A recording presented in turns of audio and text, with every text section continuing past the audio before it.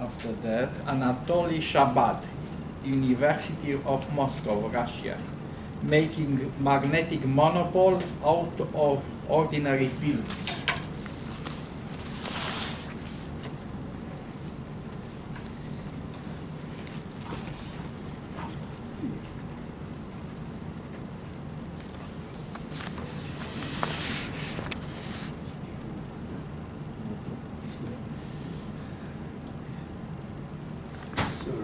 That was my technique, to prove that I'm here.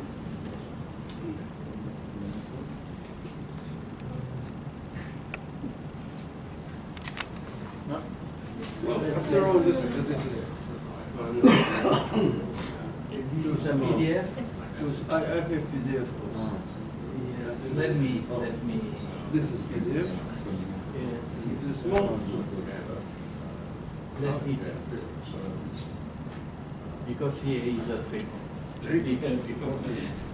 Everything is repeat. There is at least one mistake. I do not belong to Moscow University. I belong to the Physical Institute in Moscow. This is not yours. This is yours? No. Let me see. No.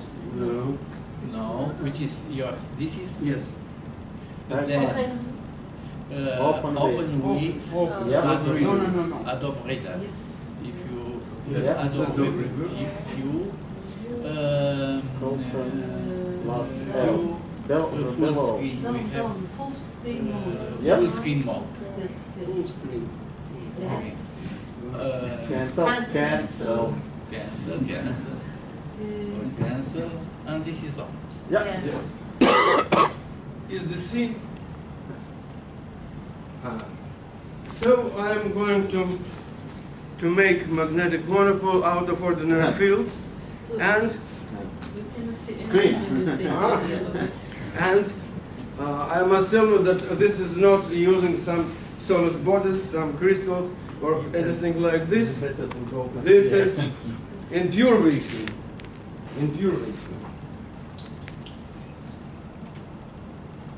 Now these are my people whose results later will be mentioned. It was when I was a child, when I was a schoolboy in the Soviet Union, that was a dream of every teenager, to be able to cut a bar of magnet into two pieces to get separate poles, north magnetic pole and south magnetic pole, but nobody succeeded. Even now there is no such a thing as magnetic monopole has been found in nature. On the other hand, look at the Maxwell equations in the static case. The first, this pair of Maxwell equations has the right-hand side. This is the charge density. This is the current produced by the moving charges, and the other two equations have zero on the right-hand side. Why? So it was attempting, since after these equations had been first written, that was a temptation to write something on the right-hand side. Only neither Faraday nor Maxwell knew what should be substituted into the right-hand side, because there was no such a physical reality that might be substituted to the right-hand side of these equations. What to do? There is a well-known electric monopole. If the charge is delta function, this is a point-like charge, the electric field is the Coulomb, which looks like this, 1 over r squared.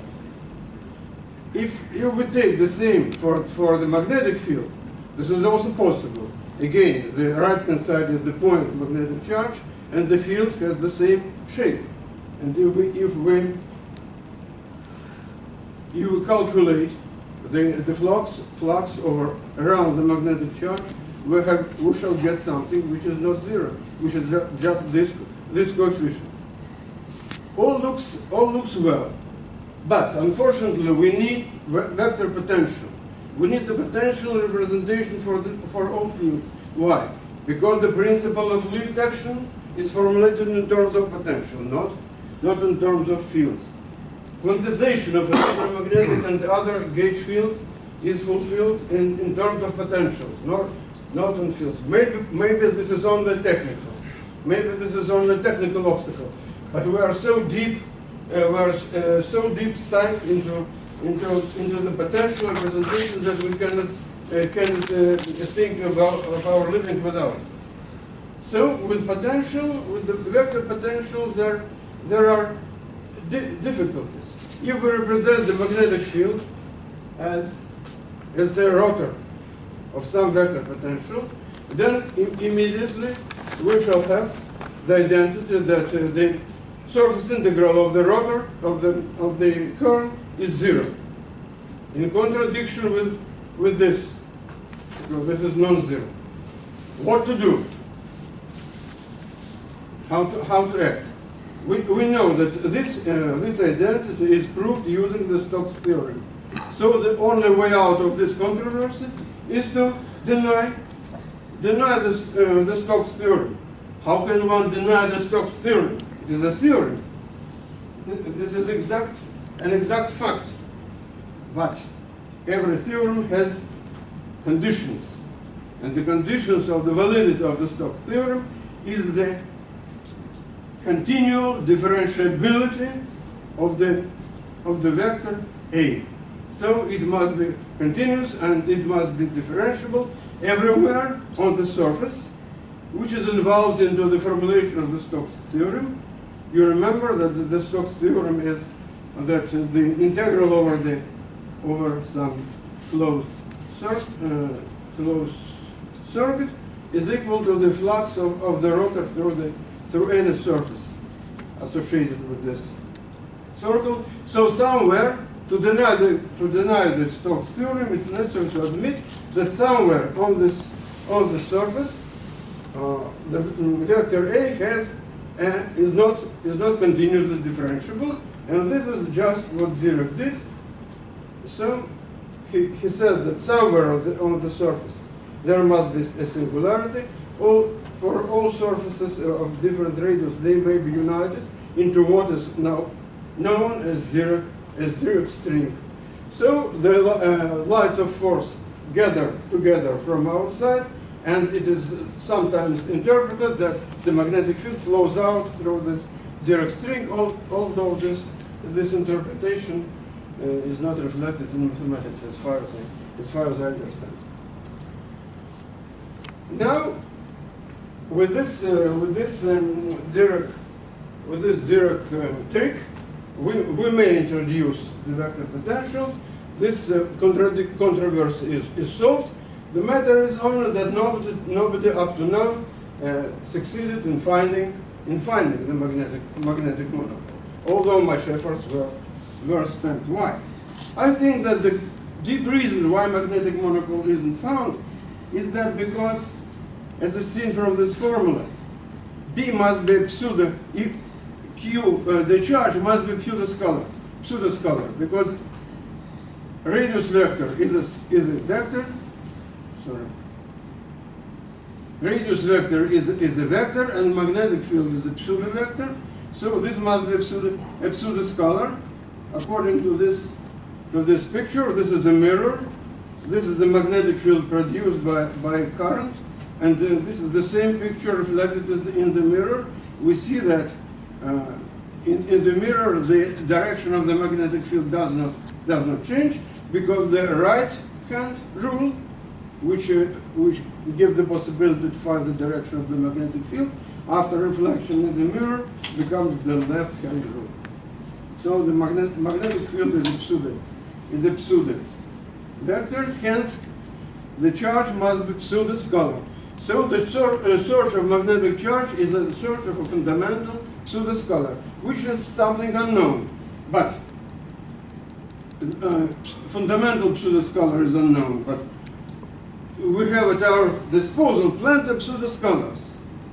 The pseudoscalar may be formed by scalar product of magnetic field and electric. Under the reflection electric field change side, in its direction, magnetic field does not change. So this quantity changes its direction. So to build the magnetic monopole, we must multiply this pseudoscalar by, for instance, by electric monopole. what a foolish idea. How can one multiply electromagnetic fields? Just no such computer is invented that might multiply electromagnetic fields. We know from the Maxwell theory that electromagnetic fields are combined linearly. They are independent and they cannot be multiplied. But this is true in the linear electrodynamics of Maxwell Faraday. But the true electrodynamics is nonlinear. And the nonlinearity of electric dynamics permits getting some results which are, as a matter of fact, multiples of electromagnetic fields. So in the rest of my talk, I will be dealing with the nonlinear electrodynamics and to give you some example how it works, what results it produces, and at the end I show the result for the magnetic monopole. Why? We may think about nonlinear electrodynamics as just a model theory, inventing some artificial Lagrangian which produces nonlinear Maxwell equations. The most popular example of this sort is the Born-Infield electrodynamics, invented even before the war. They followed some geometrical ideas, which at that time was very popular, and they still are now. But I will deal mostly with quantum electrodynamics. Why is quantum electrodynamics nonlinear? Because there is a fundamental interaction between photons in it. A photon, as you know, may create virtual electron-positron pair. For instance, this is electron and this is a positron. And after that, they annihilate again into photon. But while they exist in the form of charged particle, electron and positron, they may interact with electromagnetic fields because they are charged particles. And for instance, with its own with the own electromagnetic field of the photon which created them. So, through this fundamental process of self-interaction between electromagnetic fields, quantum electrodynamics becomes nonlinear. We may take into account this nonlinearity at different levels of accuracy, but of course it is clear that this nonlinearity is very small, because in each vertex we have electric charge of the electron. So this is at least alpha squared, or electric charge of the electron to the fourth power. So all the effects are very small, and they become irrelevant only if we deal with large fields. Either the fields which take part in this interaction must be large, or we must have external field which is very large. For instance, technology admits including all corrections if these photons correspond to exchange with the constant field. They all may be included into propagator. So now this, for instance, this may be a Dirac propagator in external electric and magnetic field. Exact solutions are known, and such diagram is responsible for a linear effect. It is linear with respect to the photon. It is linear with respect to it is theory linearized on the background of some constant field, and this fact is reflected in that I wrote the double line here. So if the photon propagates an external field, for instance, in a constant magnetic field, it feels this background as a medium, and a medium with some to which the electric permeability may be prescribed. So I answer the question: how strong the field should be? External field should be. Not external, it may be field of a point charge, which is very large when you approach the charge. How large the field should be? There is a characteristic value in quantum electrodynamics for electric field and for magnetic field. For magnetic field, it is 4.4 to 10 to 13 Gauss. These values when the fields approach these values, the nonlinearity of electrodynamics becomes optimal. For instance, this electric field has some interpretation. It is if this field performs over electron charge along its Compton length, the work equal to its rest mass. This is the interpretation of this value. No, it is not very important. So the field must be at least that strong. I give you an example. I said about the electric property of this medium vacuum with external field. So if the external field is 10 to 13 Gauss, then optically this medium is as strong as the air. If it is 10 to 16 Gauss, then it is equivalent to water. And if it is 27 by 10 to 16 Gauss, then vacuum becomes optically as dense as diamond.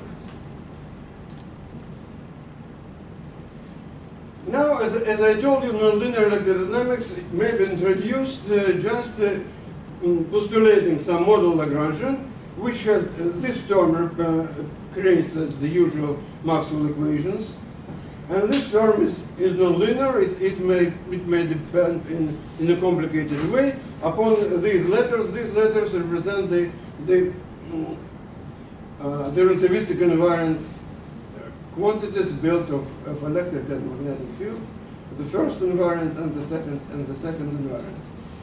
So all the results which I formulate will be expressed in terms of variational derivatives of this Lagrangian with respect to these fields, taken maybe at some background or without background. But I keep in mind that the most popular expression for this Lagrangian in quantum electrodynamics is the so-called Heisenberg-Euler Lagrangian, which is given by this integral in terms of magnetic and electric field, maybe also written in terms of the invariant, because this is called relativistic invariant quantity. So, what are the Maxwell equations? The first pair of Maxwell equations, which is, as a matter of fact, Bianchi identity, they remain intact, as usual. The second pair, which comes from the least action principle, from the action built with that Lagrangian, which I wrote, this equation looks like this. It is first variation derivative of the action, and some external current, which for it we shall take usually the Coulomb charge. But the full current, but if I rewrite this equation in terms of electric field and magnetic field, I will see that this linear current has addition, which is zero component of nonlinear current and spatial component of non-zero current. And the full current, this is the linear part, and this is the non-linear part. No, this is also linear part, linear correction. This is what I discussed before, the electric permeability is contained here. And this is the cubic part of the Lagrangian produced this correction, and quartic part of the Lagrangian produces this correction, and so on, up to infinity. If there is no background, this term is absent. So this A small is the electromagnetic field over the background. This is the background, external field. So if there is no external field, the second term is absent, and the correction starts with this cubic term. So on the left-hand side, you have the same electromagnetic field which is contained in this potential. So you see that these equations are nonlinear, and I will deal with some of their solutions. There is one very simple solution which gives soliton. It gives soliton for a point electric charge. A point electric charge becomes a soliton. In what sense? In the sense that, according to the definition of soliton, definition of soliton is that this is such configuration which after being substituted into the function of energy, gives the final result. So, if I solve, I did not prepare the transparency for this case, but if I take only this term and this term, it is easy, and consider the static case, only electric without magnetic field. There is a very simple solution, which is less singular than, and here I take the point charge, of course. And so for this point charge, I have the field, which is not Coulomb. It is less singular than the Coulomb field, and it is less singular, and this fact is sufficient for the integral for the energy to be convergent. With the Coulomb field, it will be divergent, as usually. But with this weakened singularity, the integral is convergent. So the point charge becomes a soliton. And it may be done moving, of course, as ever soliton. It is not difficult. What are other cases? If I consider the third rank polarization tensor, I forgot to say that these polarization tensors, of course, are obtained as derivatives of the action. So they are all, this is the second derivative of the action with respect to the field, this is the third derivative, and this is the fourth derivative of this action with respect to the field. And they are, in quantum electrodynamics, they are easily calculated as Feynman diagrams with 2 prongs, Feynman diagram with 3 prongs, and Feynman diagrams with 4 prongs. Here I consider the Feynman diagram with 3 prongs, but the external magnetic field is included inside the propagator. Here, there is a famous diagram of photon splitting, famous nonlinear process when one photon splits into 2 or 2 photons merge into 1. But now it is applied not to photons. Two prongs are close to electric charges, point charges, not point, just charges of some radius. So I take the field of Coulomb field here.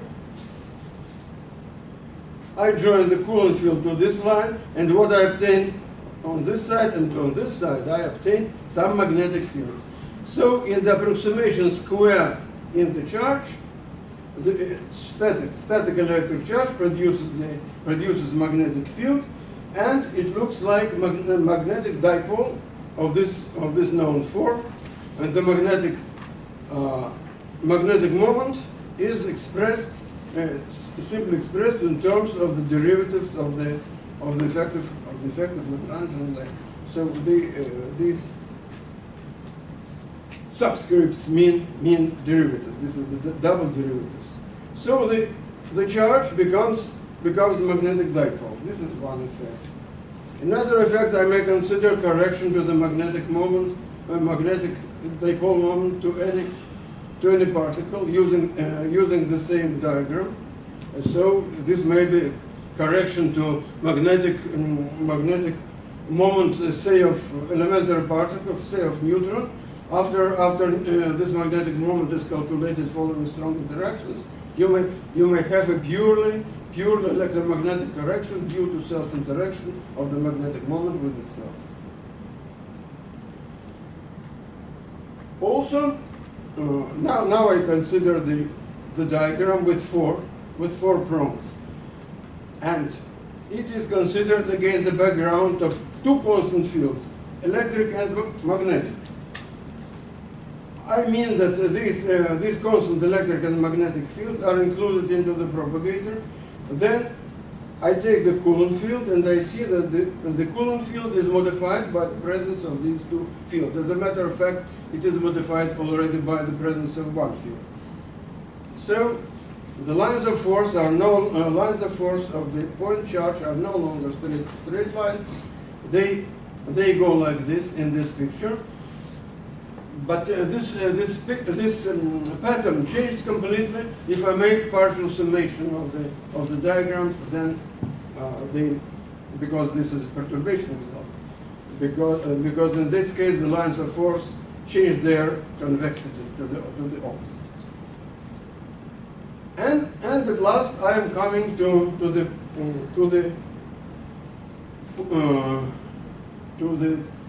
essence of my talk. I am considering the magnetical response. Magnetical response to a Coulomb charge. Again, there are two background fields, magnetic and electric, which are not perpendicular. They are included into this line, so this is a linear magnetic response to Coulomb charge using this diagram. And this is there is magnetically neutral magnetic response, first of all. And the lines of force go like this. This is the charge inside. Some magnetic lines go inside, some magnetic lines go outside, and the total balance is zero. This picture relates to the parallel case, when external fields are parallel for simplicity. If the charge is point-like, then we have many straight, the lines of force are straight, and there is a balance between incoming flux and outcoming flux, so that the overall magnetic moment is zero. So there is no magnetic charge in this case, but there are other solutions. Other solutions they are magnetically charged. This magnetic charge may be distributed, or may be done point-like. I consider the point-like case. This is the result for the magnetic field produced by Coulomb charge. This is the Coulomb point charge. This is the charge. We have some coefficients, Lg, Lgg, Lff, obtained by differentiation of the effect of Lagrangian. And contrary to the case of Dirac monopole, we have here dependence on two angles. This is the angle between the radius vector, the observation vector, which origins in the charge, with the magnetic field, and the angle with the electric field. There are two angles. Now, there are two parts of this magnetic field. One is radial, like the Dirac monopole. The other part is parallel to the external fields, magnetic and electric. If I calculate the flux around the sphere, or a sphere around this charge, the same as in Dirac case, I will get non-zero. So this quantity is magnetic charge. You see, it is electric charge multiplied by some coefficient, and this coefficient, look at the next slide. Lg. It was on the previous slide. No, this is, yes. So we have some expression for magnetic field which gives non-zero flux through the sphere. So, according to the Gauss theorem, we can say that the action of the divergence operator gives the function. And this coefficient G and Lg are both pseudoscalars, which was required, because this is the scalar product of external electric and magnetic field, which is a pseudoscalar, and LFG is also pseudoscalar because L is scalar, it depends on G square, so this derivative contains first power of G. So this is pseudoscalar either. So all is right. This is the expression for the magnetic charge. Now, what about the vector potential? If I calculate the vector potential for the solution found for the field, I will see that it has two strings, not one string like Dirac's, like in Dirac's case, but two strings. There is a singularity. This term is singular for the value of the angle between the observation vector and the magnetic field, and the same. This is the angle with the electric field. So we have two strings, and some part free of strings. The other important difference with the Dirac case is the following. Dirac proved the theorem later, after the war already, that if you have at least one magnetic charge in the whole world, then all the charges in the whole world will be quantized. This rather paradoxical conclusion. Well, maybe some people like it, but I dislike it. For me, it sounds paradoxical. If there is only one magnetic charge in the whole world, then all the charges will be condensed. With this, I cannot reproduce this result, because with this magnetic monopole, which is not spherical symmetric, achievement of this result result about quantization of the charge is impossible. So my conclusion is, in nonlinear electrodynamics, whose nonlinearity stems, for instance, from quantum electrodynamics, a magnetic monopole can be built as a multiplicative combination of electron monopole and two constant, not mutually perpendicular electromagnetic fields.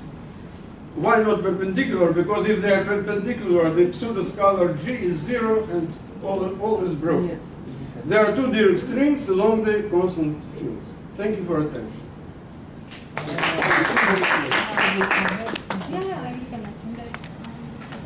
You come here and you make the connection.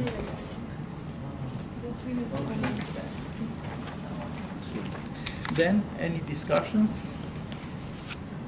Please.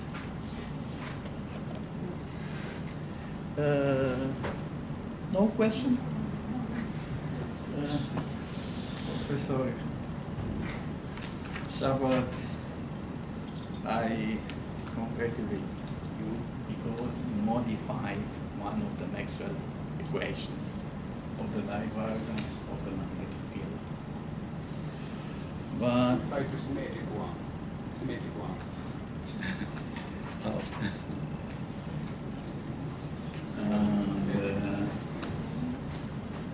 Okay, we have to think about this, to modify the Maxwell equations, and what will happen in all physics. Verification of Maxwell equations is known. Have you checked what happens with the wave equation? There are some works on wave interaction of laser waves between themselves. There are such works. But how looks like the wave equation in these conditions when you modify one on the It contains terms for interaction between electromagnetic fields. there is additional term in the wave equation. Professor, please, after your conclusion, what about the cutting a magnetic piece? Cutting a magnetic piece. Up to the last molecule here cut, and that molecule appropriate saw. will be a magnetic dipole. It's solved? No, this is in the vacuum. Piece of magnet piece is a bar of material. What I'm saying about is you should have a magnetic charge placed in a very strong field, in very strong fields, electric and magnetic. For instance, in the field in quark star. Such conditions are there. So when you consider conditions there, you say that the charges there behave like magnetic molecules. Maybe. Let's thank again to Professor Shabad. And now, before break, I propose you to give the floor to Professor Cherepennikov. He wants to read something